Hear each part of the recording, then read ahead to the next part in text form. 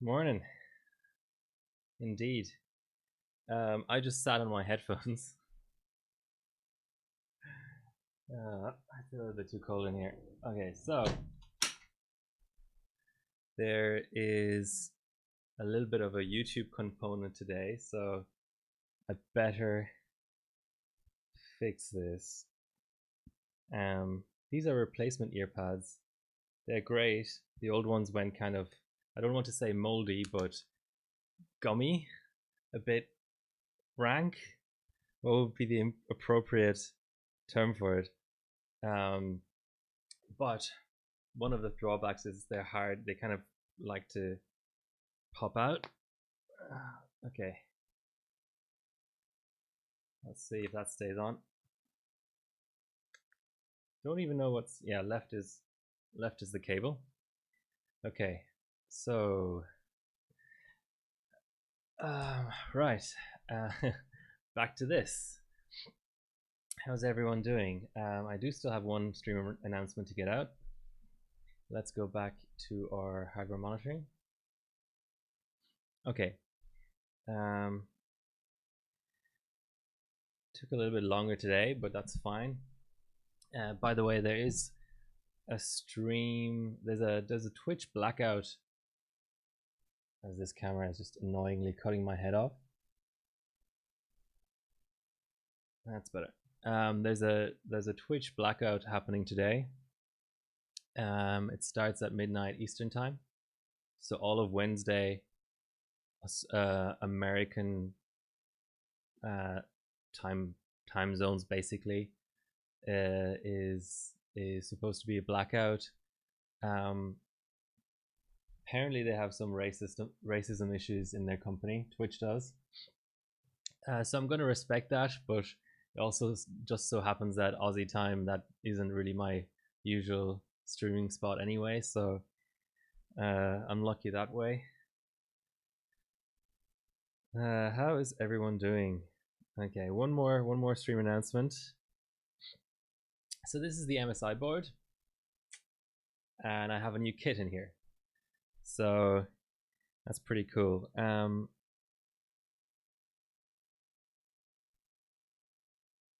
Okay. I lied. I have two more stream announcements to do. So yeah, I got a new board. I got a new kit. The only thing I don't have is a new OS, so I'm still on a pretty terrible Windows 10. But that's okay. I have a new camera as well, and I have a new camera setup. So this is what I'm going to be using to look at stuff from now on. New boards that I get in, that kind of thing. And everyone can guess what board this is. Sorry about the mess. Well, I mean, it kind of says that it's basically visible right there, but okay, one more stream announcement. What Instagram filter do I want to use? I use a Maro so much. Okay, Rise.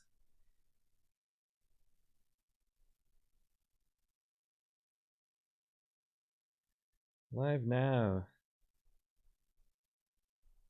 Okay.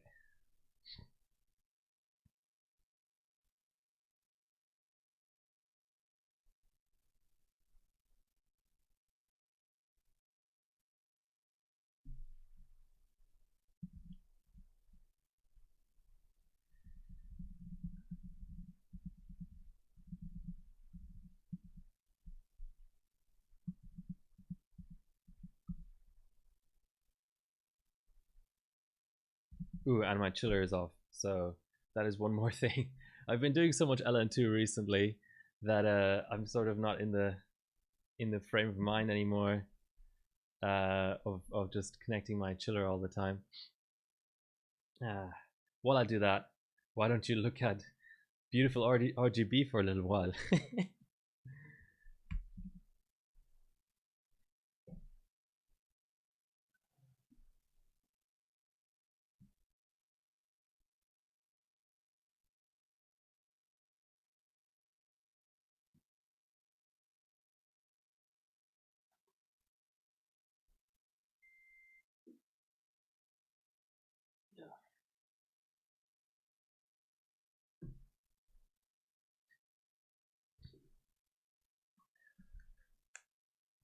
All right, hopefully my chiller is set to some sort of reasonable temperature.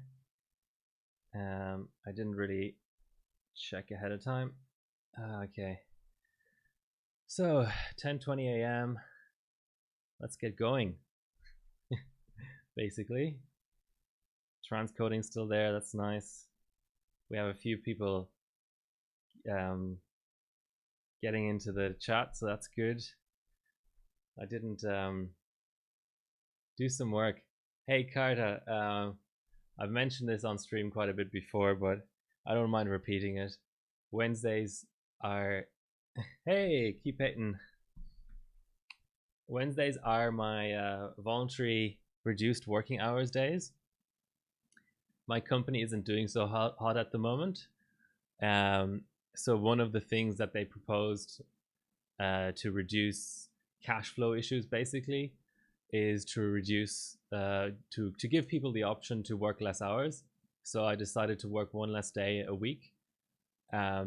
So it's Wednesday right now in Australia. So no, I'm not I'm not just skipping work for the sake of streaming. I sort of sometimes I wish I was, but today is actually a day off for me. So yeah, but what I would like to do, and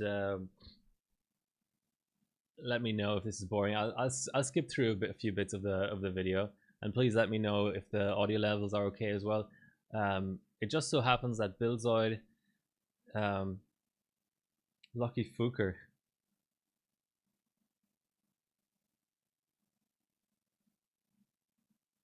cut a day back, but not. How is that a bad deal? Are they? I mean, what are they doing? Audio good, yeah, but what I'm going to do is I'm going to actually play a video, and I'm just saying sort of the balance between mic and system sounds is what I'm interested in more than anything. So sorry, Carter, if you don't mind explaining a bit more, what do you mean? Is it a bad deal? Did you get like one day less a week but half pay or some crap like that? Okay, let me start this video. So just by coincidence, Billzoid put up a PCB breakdown of this exact board, and I haven't watched it yet, so I thought I'd watch it on stream. It is 30 minutes, but let's just see how we go. If I can always skip through stuff. Let's see. Wrong. Why? There we go. The audio disappeared for some reason. Okay, let me re-add it. Actually, yes, I added it to the wrong view for some reason. But that's easily fixed. Remove here, add here, and it's called desktop audio. All right, let's start again. Hey guys, Billzoid here, and today we are going to be taking a look at the MSI Z490i Unify. So yeah, basically the ITX Unify. I'm really not sure, well, I mean, if you see the name in text, it's fine, but it just sounds weird when you say Z490i, right? Like, anyway, yeah, so this is MSI's only Z490 ITX board. It's about $270, and I think it's really cool from an overclocking perspective because, yeah, they've done a lot of like overclocking focused stuff with this board, and it's still, you know, even if you're doing like a normal build, there's things stayed good, so we didn't reduce days. Back to full salary on the reduced pay. I mean, I don't know. It just all depends. If you have a big family to take care of or whatever, then that's different. But me as someone who's childless and doesn't have to pay the full rent, I don't mind getting paid less to work less because 5 days a week is a fucking pain in the ass, to be honest. Slightly louder than me. Okay, I can reduce that a little bit. All right. So, okay, maybe I shouldn't really be doing excessive pausing on a video that's 30 minutes already. But so this is the back panel. So just for overclocking related features, there is a little fan in the VRM, but to be honest, I've been running X265 4K and really heavy stuff like that at 1.4 V-core on like, you know, just ambient cooling, and the fan is not noisy at all. And the VRM temps, from what I can tell, I haven't really been you know, monitoring them all the time or anything, but they seem decent as well. So I've got your 2.5 gig LAN, which obviously is just completely not benching relevant. Then we've got some fancy USB ports, then regular, less fancy USB ports, and then also two USB 2.0, which I hope will let me use this board on XP, or on Windows 7 at least, which I haven't set up yet. And then you've got your two iGPU outs, and then your audio section, which I don't give a fuck about. But positive features to take in from the back panel here is clear CMOS button, which is amazing. I use that all the time. Oh, you've got your Wi-Fi 6 too, which I don't care. I just completely disable it straight away. So clear CMOS is good. And then the fact that the I/O panel is actually just built into the board is amazing, because I usually lose my I/O panel, and then when I want to sell a board second hand to a non-bencher, they're like, "Where's the I/O panel?" I'm like, "I have 600 of them here, but none of them fit this board. Sorry." So inbuilt I/O panel, really good. But let's still a lot of sort of normie stuff on the motherboard. So let's get into it. Starting off with the rear I/O, we've got 2.5 gig Realtek LAN, Wi-Fi 6, and Thunderbolt 3, and that's the normie parts of the board in my opinion, right? So yeah, you've got Thunderbolt 3, and then of course you've got some display outputs over there. There's also a clear CMOS button, and in my opinion, not enough USB ports. However, I can totally understand why there's only 5 USB ports on this, because if we look at the motherboard, and you know, like we have this vent hole right here, which is for the VRM cooling fan. But the thing is like, so you might be like, oh, but couldn't you squeeze a USB port right there? Well, no, actually, because this chip lives right there, and that there is the Thunderbolt 3 chip. So it was either more USB ports or Thunderbolt Thunderbolt 3. There's not really any way they could have fit both. There's a reason there's not so much at this point, the board is running out of PCB space. Right, like that's one of the biggest problems with ITX boards, is just they're very small, and therefore you can't do things that take up a lot of space, or really things that take up any space at some point, right? Because it doesn't matter so much. What I found interesting actually with this board was on the back plate here. Well, let's have a look. Like, okay, there's not too much to see on the back. You just see the usual split audio section here. You know, all that fancy shit. I wonder if there's any solder points for I2C or something. Probably not. But first of all, you see the really stacked back of the socket here with capacitance. And Billzoid is probably going to point this out later, but there's actually a probe hole for LN2 probes.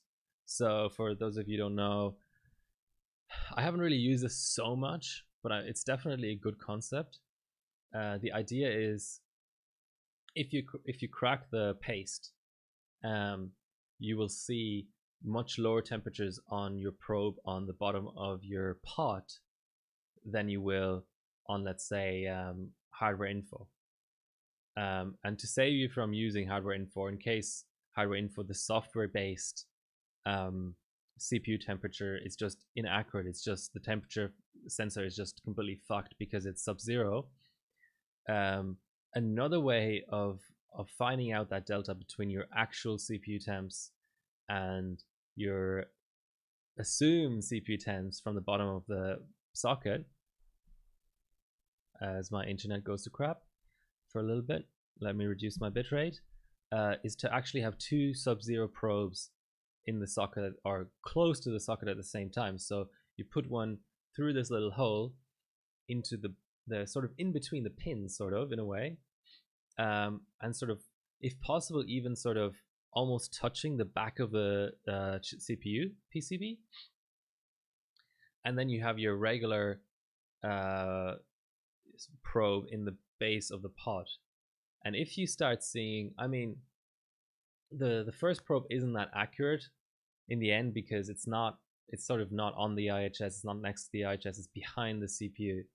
And the other issue with that is also if you're running a socket heater, maybe that will falsify the reading. But let's just assume you don't have a heater. You would eventually sort of see the crack. So you would see, I don't know what temperatures you would end up seeing, but on this probe at the back of the PCB, you would probably see, you know, minus 150 or something, or maybe even just a minus 100 under load, or even more. Who knows? But you would see a big delta between that and the pot. So, you know, I would assume something like a 10 degree, 20, 30 degree delta. That's not cracked. But if you see like 50 degrees or 100 degrees, then that's something to be concerned about. And I don't know how practically useful this is, but it's cool that MSI is putting it in there. And the other thing I wanted to mention is when I unpacked the board from the box, there was actually a clear film of plastic on the back saying, specifically pointing out that if you're using a screwed through hole block or air cooler, you shouldn't over tighten because that will warp the socket. So it's kind of funny. I've never seen that. I mean, that applies to any socket really, but for whatever reason, MSI saw the need to specifically put a warning on the back of the socket as you're unpacking the board. But let's continue. What exactly you're doing is just like there's not that much space to start with. So yeah, there's just Hayden, nowhere to squeeze more USB ports on. Yeah, he's right. Yeah, there is. Ooh, so that's what the chipset looks like. Let me. This is a little bit annoying. Let me squeeze in the camera a little bit more. There we go. Just for the purposes of today's exercise. Yeah, still 5. What are you doing with the 5700 XT? Cold or what?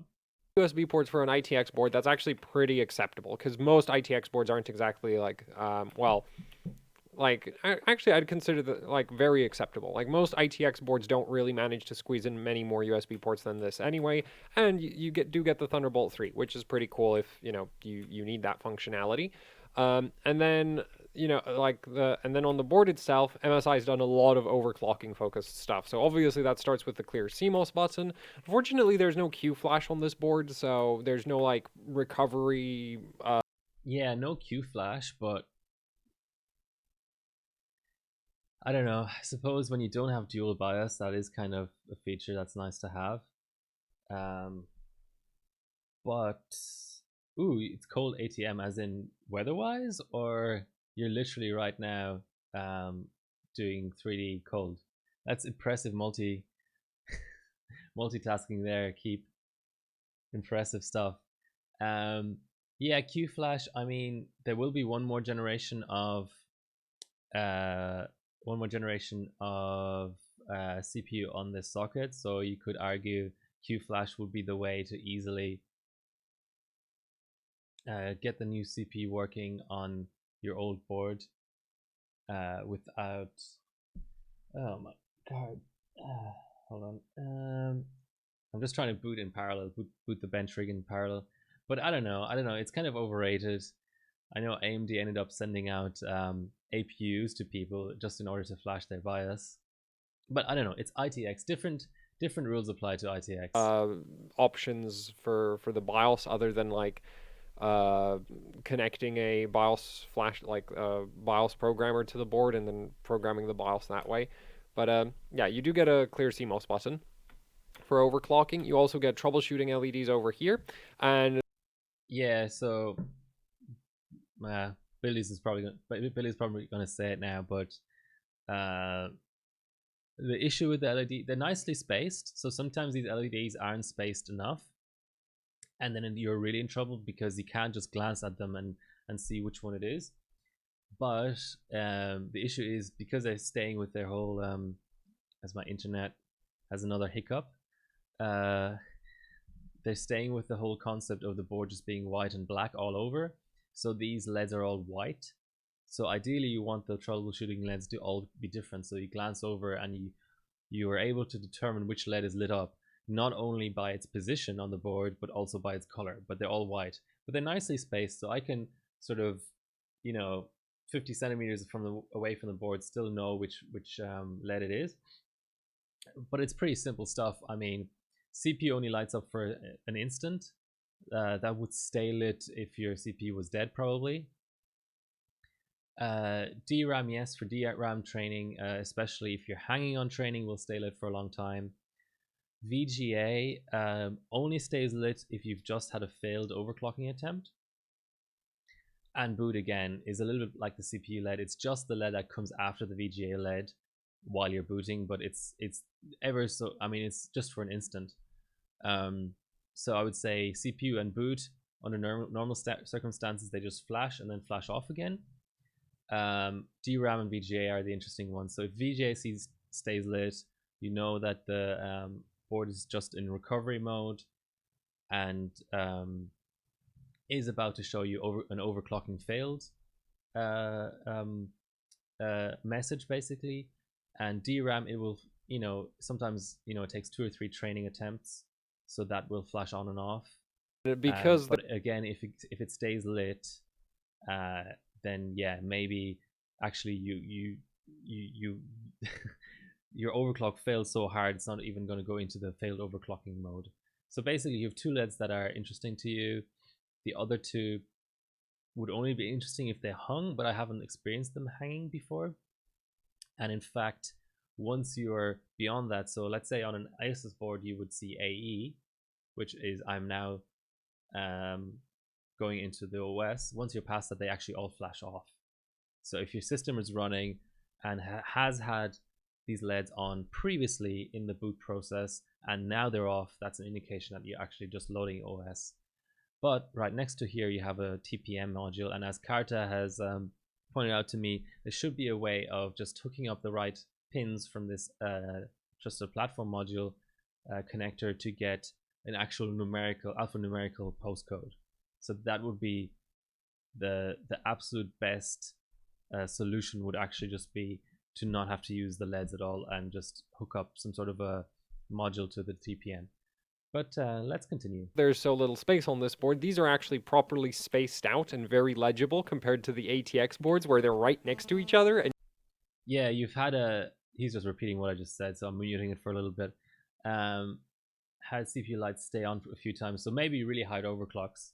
I haven't had that yet, but maybe I'm just not trying enough. If you don't put your face right up against the board. And then other than that, we've also got a hole in the CPU socket for putting K-type thermocouple probes through so that you can measure the temperature of like the back of the CPU, because one of the problems when running liquid nitrogen is that the temperature sensors, they don't work when you go too low in temperature. And so if you want to get a temperature measurement, so you have like one temperature probe inside the LN2 pot, but if something goes wrong with your mount, like your thermal paste or something like that, well, you're not going to have any idea what temperature the CPU is actually at. And your LN2 pot's going to be telling you, yeah, your temperature's fine, but the CPU is potentially going to be running really, really hot. And so this right here allows you to basically potentially like just glue a thermocouple to the back of the CPU, and you can get a measurement that won't tell you the exact die temperatures, but will tell you like, hey, you have a major problem with your mounting or your thermal paste, which is why we have that hole in the socket. So that's for extreme overclocking right there. Then we've got only a single 8-pin power connector on this board, which you can't fit 2 8-pins or an 8-pin and a 4-pin on an ITX board. But what I'm not a fan of is that MSI is using the standard current variant of the connector. And the reason why they do is like they use the standard current connector on all of their boards, and on their ATX boards they just give you extra power connectors if you're if you're on a high current platform. But the thing with this ITX board is like, this is ITX. You can't have a second 8-pin power connector, and 10900Ks are fully capable of. I was muted. I would sort of disagree with that. I mean, I'm sure you could potentially fit an 8 and a 4-pin on an ITX, but yeah, it's true. They don't normally do that. But just for those who aren't aware, yeah, he's right. There are kind of 2 different variants of 8-pin, and if you've only got one 8-pin for a board that is supposed to support a 10900K, it's kind of a bit weak sauce of them to include the low current version of the 8-pin. So on LN2, I would be a bit concerned about potentially the 8-pin getting a bit hot. And of course, with only one 8-pin, you also have concerns about maybe hitting OCP on that particular rail on the power supply if you're on a multi-rail power supply. There's all kinds of knock-on effects from that. But of course, from a sort of commercial standpoint, it makes total sense for them only to use the cheap version of the 8-pin because it's an ITX board. Of maxing out a single 8-pin power connector like that. So while it is kind of unrealistic that somebody would have enough cooling in their ITX build to run a 400 watt, the CPU would be pulling somewhere around 350 watts, and then you factor in like VR. Well, actually no, CPU would be approaching something like 370 ish. Because then of course you have the VRM power losses, and then you actually get the power that the 8-pin is providing. But that 8-pin is only good for 384 watts, and I've actually managed to get a 10900K to pull close to 400 watts on ATX motherboards. And admittedly, I was at the absolute limits of the cooling system at the time, but if you were doing a really ridiculous ITX build, you might actually end up in a situation where that 8-pin power connector would be technically overloaded. Now, given some airflow, that's actually fine. But yeah, I would have preferred if they had used the high current variant of the connector. At the same time, this is kind of a rather unrealistic scenario. And if you're only doing burst workloads, then it's not actually a problem. It's the concern there is that if you were running, the CPU 100% load for multiple hours, that connector would actually potentially overheat and melt. But again, you're going to be very thermal. For most, you'd need to be not thermally limited on the CPU for that to be a realistic scenario. But and you can get very good cooling on a 10900K because you can get a giant water cooling loop, liquid metal on top of the IHS. If you're really adventurous, you can actually also put liquid metal under the IHS, or even go as far as going direct die. And then, yeah, you'd be totally capable of just massively overloading the 8-pin, and I would have really preferred the solid, the high current variant. But again, that's a 1%. Actually, probably not even 1%. It's probably a 0.1% scenario that somebody would have that good a cooling system on their 10900K in this motherboard. And if you're running the motherboard, because the board is designed to, do some LN2 overclocking, if you're running on LN2, the whole board is going to freeze through. Your benchmarks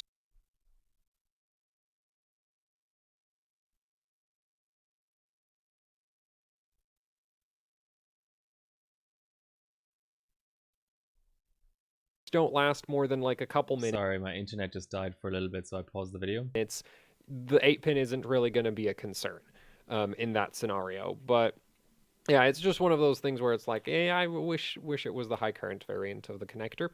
And then the other really cool thing that MSI has done with this board to sort of push it towards memory overclocking, and this is really what it's focused on. The CPU overclocking should be quite good, but the priority with this board is the memory overclocking, because ITX motherboards naturally have a memory overclocking advantage because they don't have 4 DIMM slots. So by having 2 DIMM slots, you end up with shorter traces, and also just the fact that you get rid of the extra DIMM slots themselves, add a whole bunch of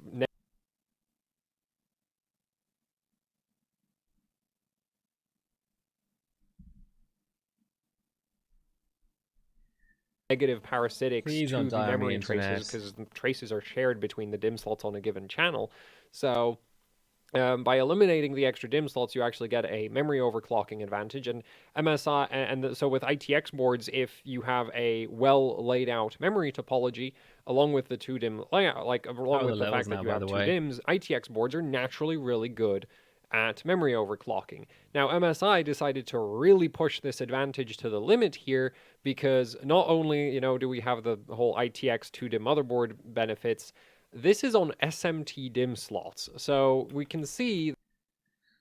Yeah, so just a different way of mounting DIMM slots. MSI for many generations now have been pushing memory overclocks a lot. And that's kind of why I got the board. Well, there's 2 reasons, really. 3 reasons I got the board. It's cheaper than an Apex. Apexes are not available. There was just a limited production run, and Australia basically only got one of them.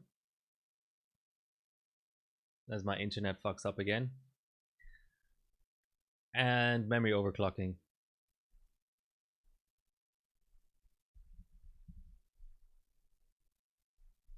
Come on, internet.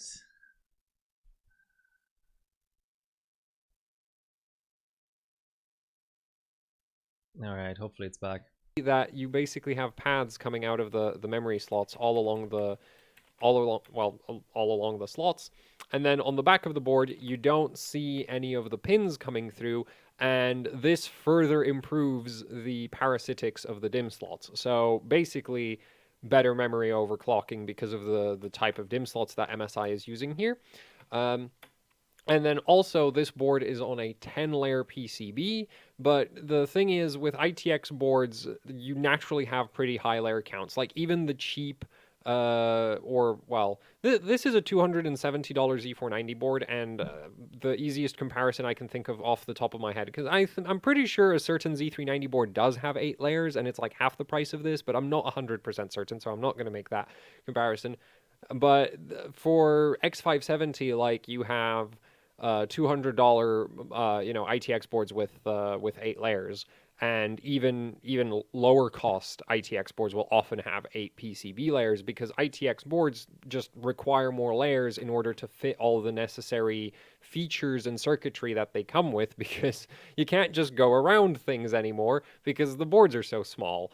Right, like on an ATX board, if you want to connect something on, say, this end of the board to something down here, well, you can potentially just kind of go around everything on the overclocking, and it could easily be sort of one of the best Z490 memory overclockers out there. So I'm really excited to get to testing it, because MSI has actually sent me a review sample of this board. So yeah, I can't wait to do some like, mostly focus like 2x16 testing, 2x32 testing. Actually, multiple different sets of 2x16 testing, because I have some kits that I want to try in this. But yeah, so I'm really excited to mess with this board, because it should be an absolutely amazing memory overclocker. Anyway, so that's kind of the non-VRM things about this board that are cool. Now let's talk about the VRM, which won't be cool, even though it is very efficient, and that's like why the fan is in the VRM, like why we have the fan cat out in the rear I/O. And I actually think like putting a fan on an ITX board like this, it's a good design decision. Putting fans on your giant ATX board, pointless, very pointless, unless, of course, you design a VRM that's so inefficient that you actually need the fans, in which case you should have just built a better VRM. And then there's like MSI's approach, where like the Z490 Unify has VRM fan, like has a fan for the VRM, when it's like the VRM barely even needs the bloody heatsink. Why is there a fan? Well, this, unlike the ATX MSI boards, will actually potentially like benefit from having the fan, because the problem with ITX motherboards is like, well, the VRM, it's very small. And so even though this VRM right here is actually very efficient, it's still going to get hot, because all of the heat it produces is concentrated in such a small amount of area. So what we're looking at here is, that's a fun layout down there. So that right there is VCCSA, and this board's crowded. Man, what the hell is that A?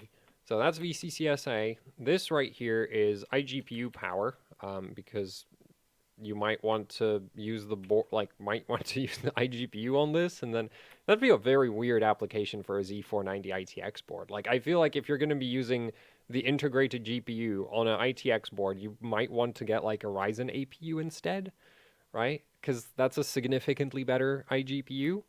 But anyway, you do have iGPU power here, and then the rest of this is, of course, all vCore. And this is just a true 8-phase, which is pretty neat, because there's no doublers, and so the transient response should be pretty good, because you just have the controller going directly to every single one of the phases. But the other thing that sort of helps ITX boards with transient response is just how the VRM is jammed right up against the socket. Now, the problem with this is that when your capacitors, especially this capacitor bank right here, can sometimes cause compatibility issues with heat sinks, because these are tall, and they're actually like significantly taller than the actual mounting mechanism. So some coolers, like I've mostly Yeah, you want 2x16 because it's got 4 ranks. I don't know. I don't know if I'm ever gonna spring for 2x16. Seems obscene, unless DRAM prices go way down. are significantly more expensive than the through-hole ones. They also give you better transient. Like I would have preferred through-hole ones, but the thing is, ITX boards, I mean SMD caps. I would have preferred SMD caps instead of the through-holes. The funny thing is, ITX boards, even with the through-hole caps, actually do really well just because the power plane is so extremely short. So you just have less impedance between the capacitor bank and the CPU socket because you just jam the capacitors right up against the socket. So that's kind of neat. And then, of course, you know, the fact that it's a true 8-phase just further helps with the transient response. And so, yeah, I have high hopes for the transient response capabilities of this motherboard. Also, MSI does actually have the CPU socket fully populated with capacitors. You know, we can see that on the back as well as the front. And these are just 0603 multi-layer ceramics. And this looks a lot like basically, well, ignoring the controller and the really nice power stages, this looks like, capacitor-wise, this looks a lot like the Z390 ITX from Gigabyte. Or even MSI's own ITX, but that one was missing a bunch of capacitors in the socket. And yeah, the Z390 ITX from Gigabyte actually did really well on transient response. It also ran ridiculously hot, which is not great, like, which is the main reason I wouldn't recommend that board to people, but yeah, like the capacitor configuration here looks like this should perform very well in terms of voltage regulation. And so the controller, which I've failed to mention for a while now, is the ISL 69269, which very common controller on Z490. And of course, it's running in an 8+1+1 configuration here, which is how we get the 8 phases, the iGPU, and then the VCCSA. For the power stages, we are looking at a whole bunch of ISL, I mean, at the time BDI became the main benching IC, it already seemed obscene to pay for 16 gigs of RAM at the time, only to set max mem to, you know, nothing. Now the same story is going to play out again with, you know, 2x16. You know, imagine it's just weird. It's imagine you know, paying for 32 gigs of RAM only to use, you know, 500 megs of it or something. I don't know. High current rail, so you're not gonna, like, there's no need to use a 90 amp smart power stage on it. There are definitely boards out there that have 90 amp smart power stages on VCCSA. I think it's honestly kind of pointless, but yeah, and you know, MSI agrees with me on that. It's like there's no reason to use a 90 on the system agent rail. It just doesn't pull that much current. But and so that's why they're using these 60s. But the thing is, like, a lot of the vendors that don't have a ridiculous power stage on the VCCSA, well, you wouldn't see like even the 60 amp power stage is like a smart power stage is a lot for VCCSA. So yeah, the VCCSA here is still very powerful, but yeah, so that's skip ahead of it. Amp smart power stages aren't massively better than like 70 amp smart power stages. And what was really funny is that if you like, well, with most of the documentation for the really high current parts, like say 60 amp parts normally have their efficiency curves end at 55 amps. 70 amp parts normally end at 60 amps. 80 amp parts normally end at 60 amps. 90 amp parts also normally end their efficiency curves at 60 amps. And these are slightly more efficient than really 70 amp parts, but it's not like 400. Is it 400? No, 500 here's the power measurements frequency for these. Or estimations. That's kind of interesting. 500 kilohertz switching frequency. You'd be looking at the following efficiency. So 200 amps output, which is on the low end of what a 10900K can pull. This VRM will produce about 17 watts of heat. And because this is an 8-phase, you do need a heatsink for that, because that is over 2 watts of heat per power stage. And so, yeah, this is going to get pretty hot just because this is very dense, right? Like, this is great efficiency. Like, 200 amps while producing only 17 watts of heat, that is incredible efficiency. But it's still going to be hot because you've only got 8 power stages and they're all jammed right next to each other on, you know, tiny little ITX board. Like theoretically, if you if you stretch the board out and basically put like a lot of sort of empty space between the power stages and between the inductors, you could probably get it down to the point that the PCB would be enough of a heatsink that you could dissipate 2 watts per power stage. But in an arrangement like this, yeah, no, you can't. So in this scenario, you definitely need heatsinks for even just, you know, 17 watts of heat. And then 300, oh wait, nope, 250 amps, because of the fact that this is so thermally dense. 250 amps output, this VRM is going to be producing about 24 watts of heat, which is still good efficiency. At this point, we're starting to, you know, have worse efficiency than some of the really high-end Z4, well, like the high-end Z490 boards out there. But still, this is a respectable, you know, efficiency for this much current. The thing is, 24 watts spread across 8 power stages, that's 3 watts per component. You need heat sinks.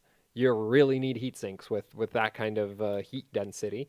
And then once you hit 300 amps output, this VRM is going to be putting out 33 watts of heat, which, just for fun, that is still 91.6% efficiency. So that is not a inefficient VRM. It's just 8 phases. Like that's 4 watts per component. At this point, I would very much assume that the fan is necessary. Yeah, but the just fan because is quiet, so you can't, like, this I really is too don't small. see that as an issue. Right? Like it's not even a problem of like MSI could have used better parts. No, this is just too small.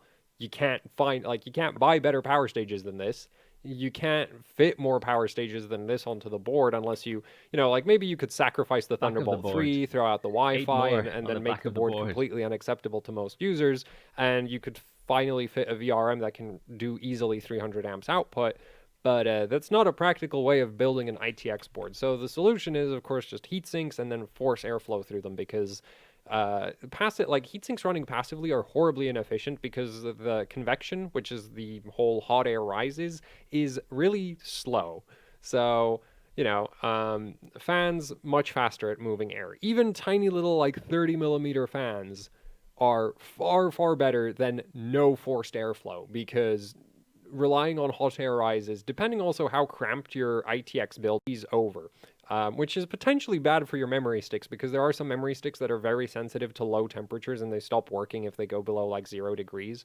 Or actually, I've heard of memory sticks that stop clocking properly at even like 5 degrees, where they're just like cool to the touch but not yet frozen. And it's like, yeah, that's already bad enough for some sticks. But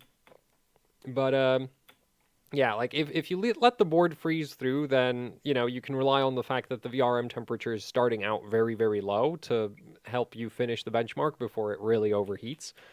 And then 480 amps, because again, the data sheet stops at 60 amps. Like, yes, this is a 90 amp smart power stage, but even Intersil themselves acknowledges that nobody is realistically going to be shoving 90 amps through one of these, because even if you have the thing is, we're already at just 91% efficiency at 300 amps, which is, what is that? That's a little under 40 amps per power stage. Well, at 90 amps per power stage, you'd be looking at like 80% efficiency or something, or 85% efficiency or something. But even if you were doing 90% efficiency, 90 amps at 1 volt translates into like 9 watts of heat per component. Not a practical usage scenario. So yes, these are nominally a 90 amp smart power stage, but nobody is ever going to actually want to run 90 amps through these. They are going to get way too damn. And unfortunately, like, you're just not going to get a better VRM on an ITX board, because ITX boards are too small. I really, like, I still wish that MSI would just give us like a stretched out version of one of their ITXs. Because the thing is, this, like with the Z490i Unify, they are really pushing the memory overclocking to the limit, right? With the SMT DIMM slots, with the 10-layer PCB. But even the Z390 ITX from MSI, the Z390i Gaming Edge, that thing was really good at memory overclocking. Like, surprisingly so. Like, I didn't have high expectations, and then I got it, and I was like, oh my god, this, like, when you wanted to do high frequencies, like, there was very, like, it was up, like, keeping up with boards 2 to 3 times the price. And, you know, like, and there I already wished that they would just give us like an MATX version of that ITX board, where they'd keep the memory layout, so just 2 DIMM slots, but bigger VRM. And with this, it's just kind of like, I really wish they would do a 2-DIM MATX board with a bigger VRM. But I can totally understand why they don't, because the thing is, having, like, unfortunately, seeing a, like, ATX or MATX motherboard with only 2 DIMM slots tends to be a massive turnoff for consumers who know nothing about memory overclocking. So they're going to buy their 4 DIMM motherboard, stick 2 memory sticks into it, and probably forget to enable XMP anyway. So, yeah, I guess, That's harsh. like, why am I like, how can I be surprised, right?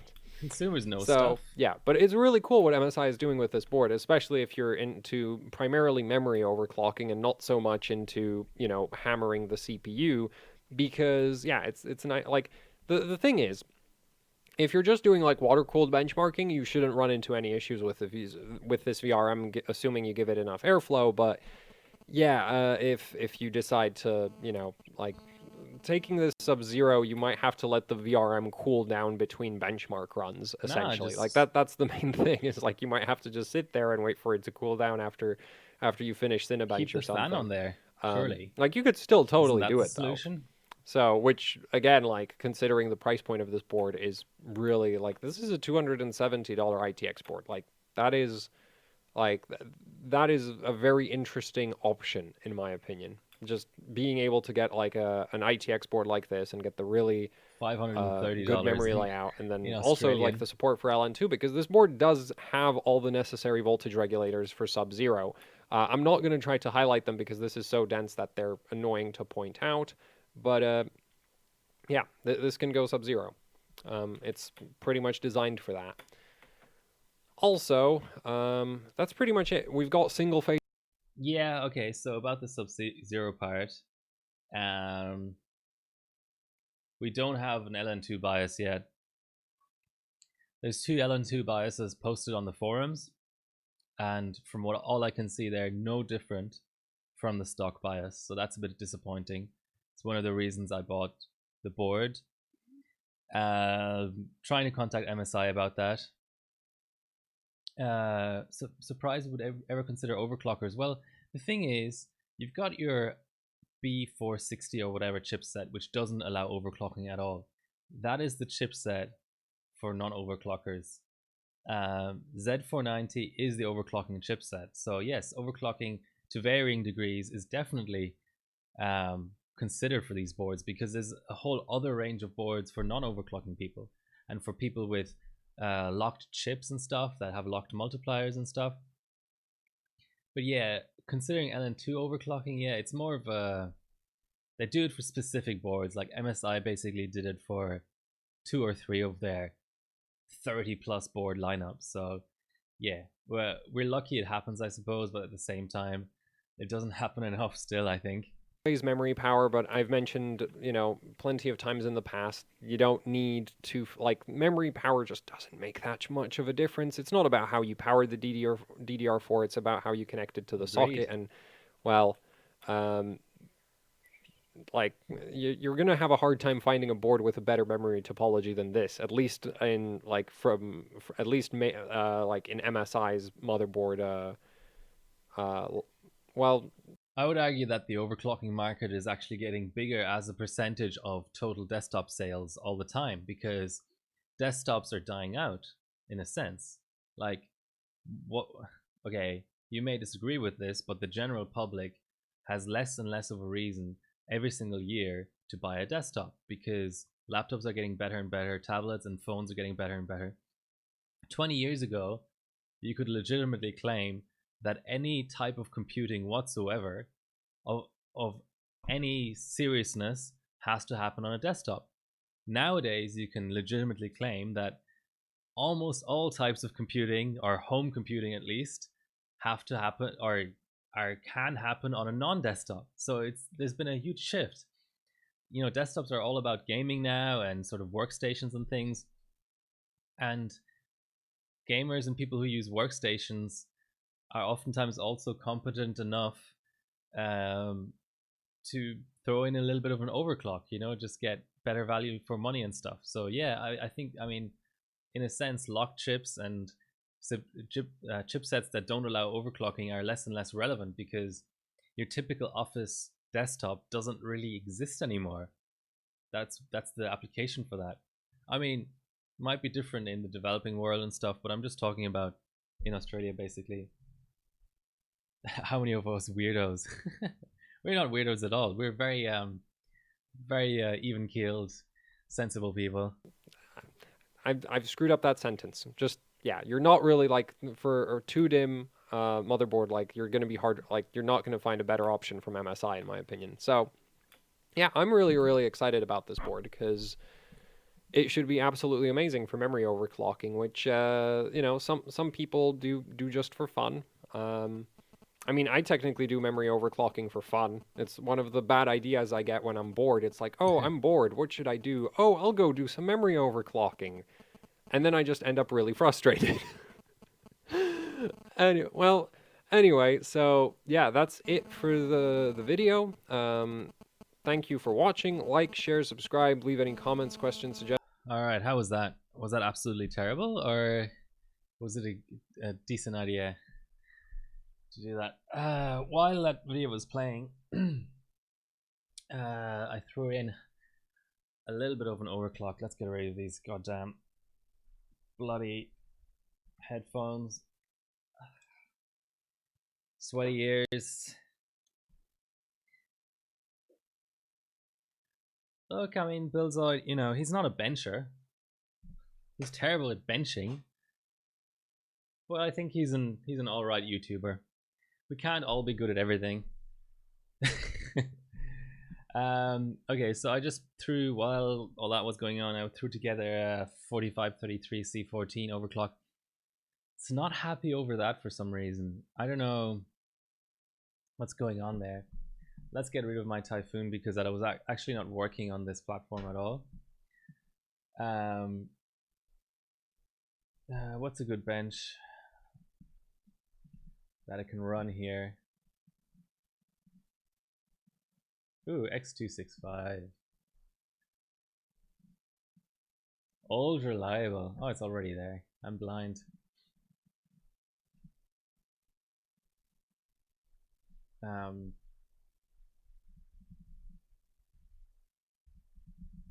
Let's just quickly look up. No, not images. Man, these model names are retarded. 4700 strap is busted. Okay, thank you. I tried the 4600 strap as well though.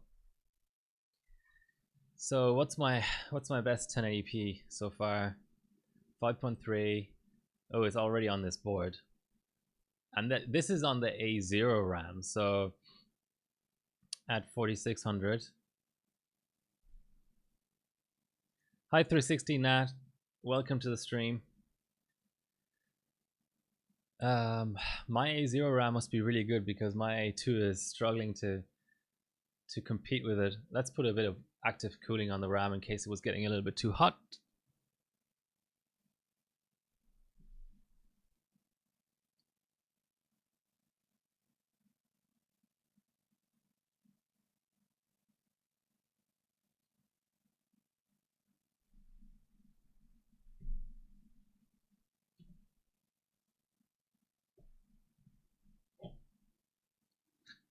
All right. No, what I'm saying is that the result that I'm currently looking at in my browser here, what I'm trying to beat, is on A0 at 4600, and that I currently have A2 in the system, and I'm struggling to get to the same strap and stuff.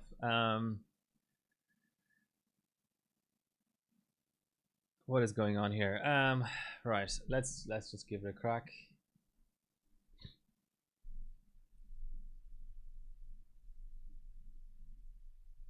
Let's try 46 again. Or maybe I just need to go straight to 48. Maybe that's the remedy here. Of course you can't see the LEDs now that I have cooling on here. Maybe I can shake it around a bit. Alright. Short sort of bias walkthrough type thing. Basically everything is under OC settings. What I like about this board is the way you can name your profiles and rename them without resaving on them. It's pretty cool. So you can change the name of a profile without actually saving onto it. Do I want some timings? Yeah, why not?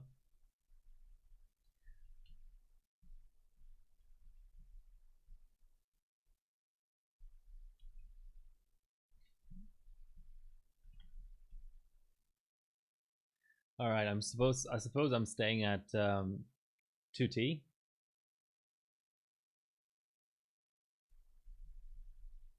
Do I need to loosen my TRFC or something?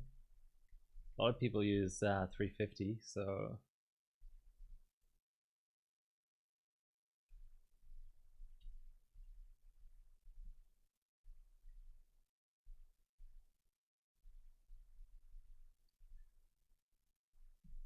okay, let's see if we can get memtry to work at least.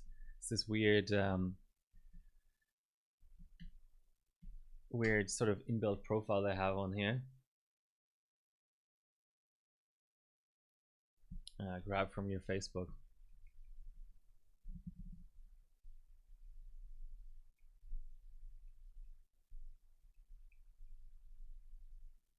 Oh, that didn't work. Oh, it did actually. Maybe.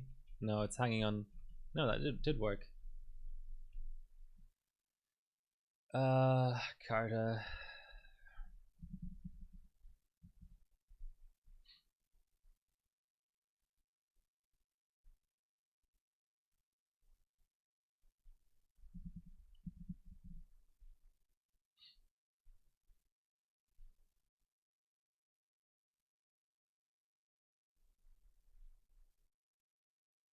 Must be this image.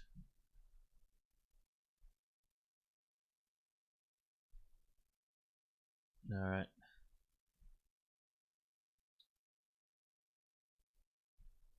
The new Facebook layout is annoying. I can never really zoom in and stuff. Okay. Let's just be a noob and copy all that. So we're going to 14. I'm going to try 14.14 first, but shortly after, if that works, I can try and tighten to 14.13.13. Refi is maxed. W are at 12. TRL, WT, RDS, it doesn't really match, but anyway.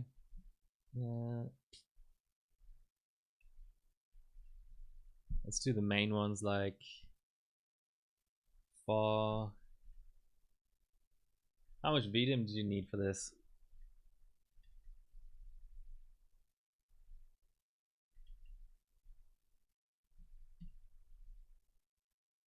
RTP is 6. RDL is 6. WTRL is 6. I don't see a generic, but I'm just gonna assume that's 6 as well. KE 6. This is probably all auto. TRFC 280 should be fine. Let's try all this on auto.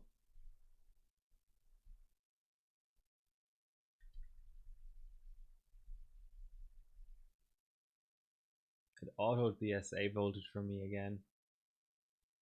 Okay, let's start at 1.5. I wouldn't try that at home, but this is an ES chip and it has an SA voltage hole. Let's start at 2.05.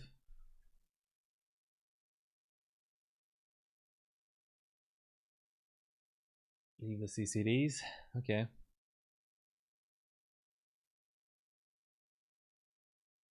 Yeah, it's already not looking great. Oh, it did actually post, I think. Trying to find a way of 4800. Nice. Let's immediately save that somewhere. as my screen just blanks out. Okay.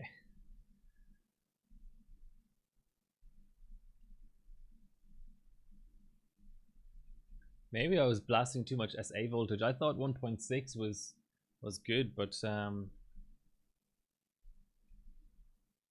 we set all these CCDs stay normal, and RDRD SG should be 7. DG 4 is fine, but let's set it explicitly. DR is 5. DD RDRD DD 4. WRSG 12.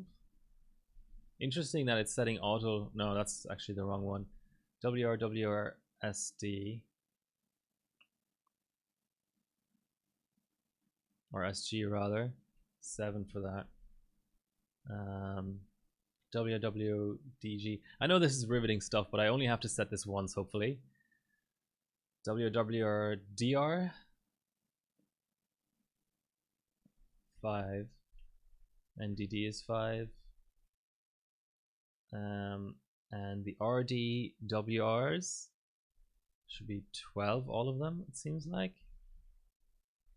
The DR as well, let's double check. Yes. And there's an SG that needs to go to 26, and a DG that needs to go to 21, and then the DD should be fine for 12 as well. So freaking cold in here. DRDD, WRD. Where's that in timing configurator? WRD. RD 5 and 5. Please post.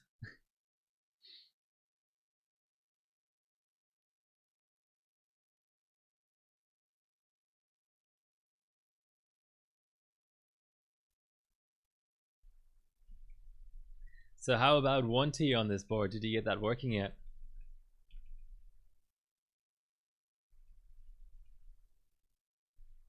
Okay, I think my maximum is just set wrong, but let's get into bias, save this profile, and then I can go back to UEFI defaults and just maybe get the maximum a little bit lower or something, or set a bit higher DRAM voltage or something.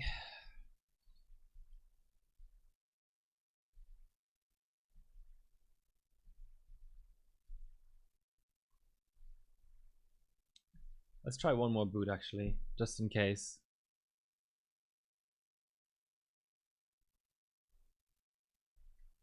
No, I don't actually want to go into a recovery environment. Damn it.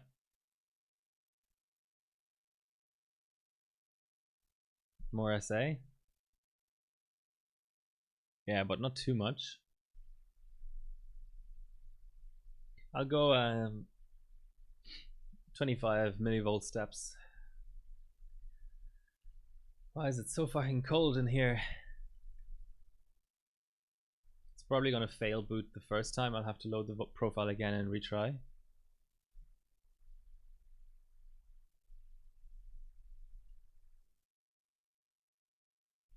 Yeah, that's what I was trying earlier, but I didn't have much luck. But maybe it was just the straps. Or maybe manually tightening the timings actually helps somehow. It's funny, some boards are happier at manual timings than at looser auto timings. Well, a lot of them are actually. Okay, so load the profile.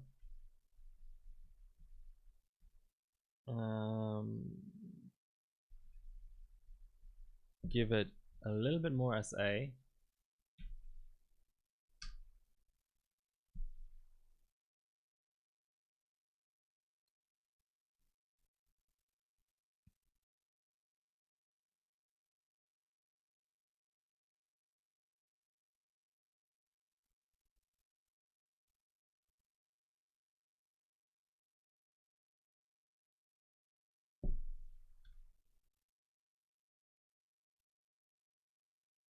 F1. I'm trying F1.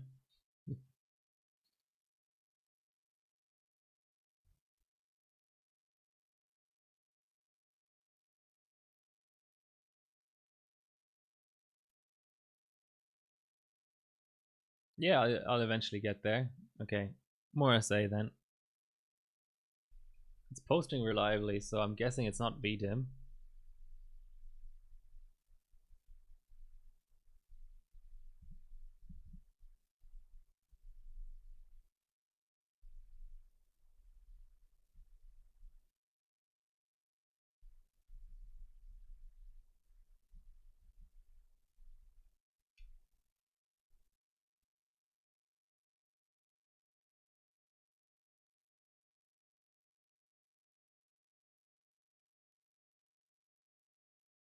Why should I set auto? Does that help with memory overclocking?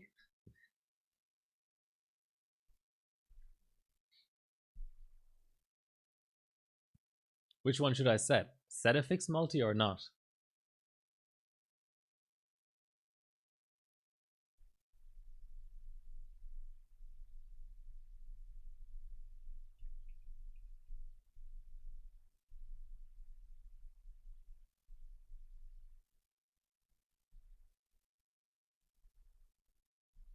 Yeah, it's set to 45.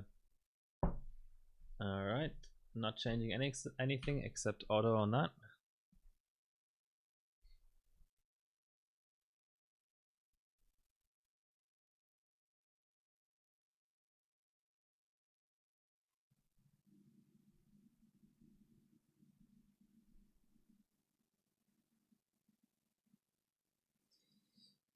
Yeah, that didn't help. I might just have to tune my max mem, but let's try all the way up to 1.6 SA.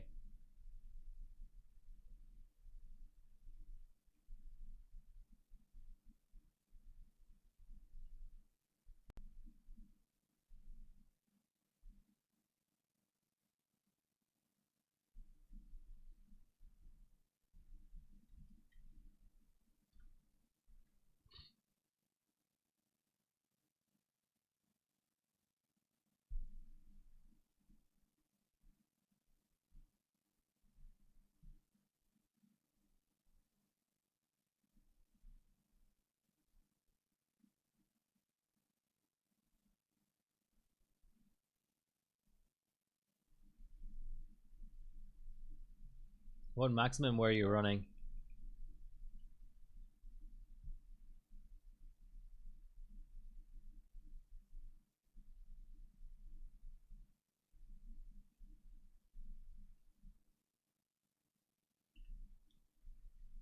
Ooh, that was a weird hang there. Okay, 1.6, 2900 maximum. Interesting. I'm at I think 2.3 usable or so.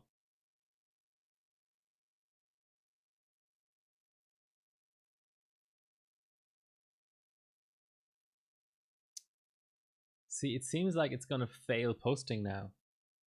I think 1.6 is just simply too much. So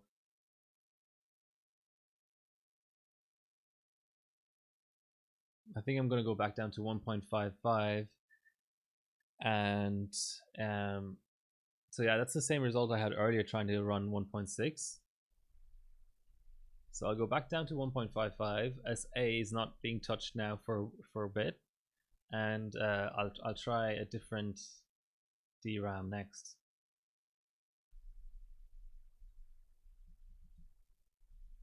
Actually, what I'll do is I'll save that as a profile as well. Make sure it posts, and then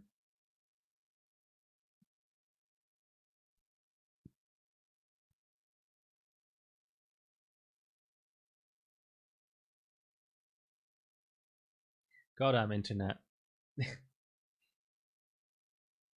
Yeah, it's looking like it's gonna post.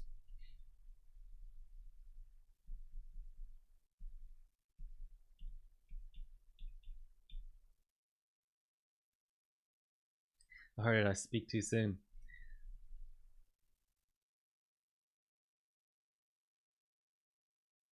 Yeah.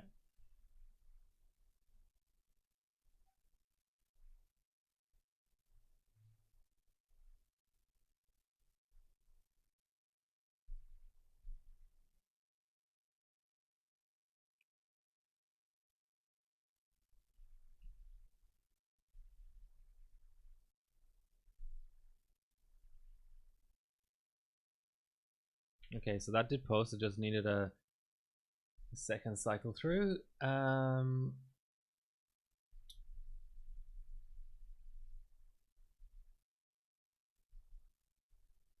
Let's just quickly have a look at our monitoring. Okay, so our 1.4 V core isn't at. I could auto that as well though, because in Der Bauer's video he did talk about how a warm CPU leads to IMC issues. Okay, let's drop this down a bit. Goddamn internet, just I have 40 megabits of upload, yet it's not allowing me to stream with 2 megabits. There's a bit of a difference between those two numbers.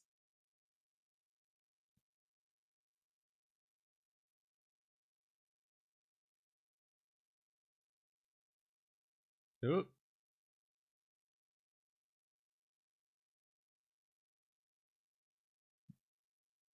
Nice.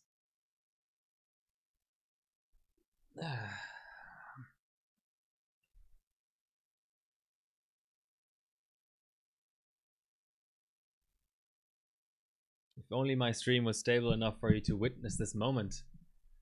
4800 C14.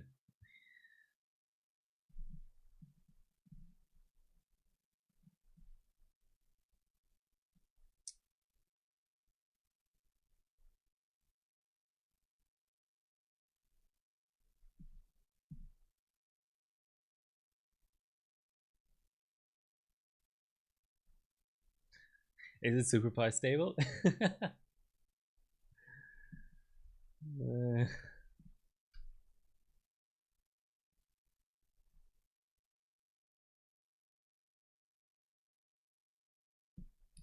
Well, that's no surprise.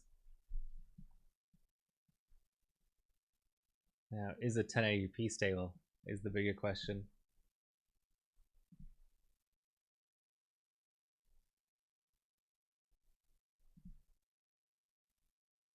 Whatever, I'm just gonna start a run. I need to quickly take a break, but enjoy this run.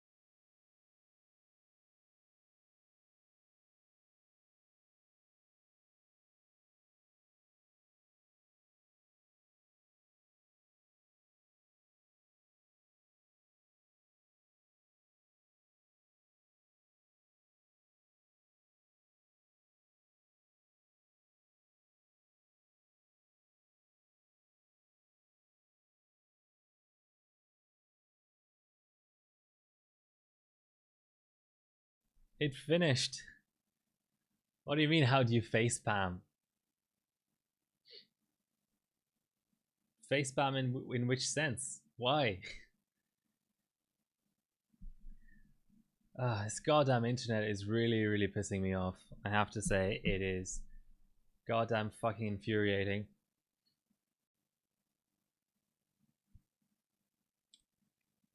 Okay, let me try one stream restart.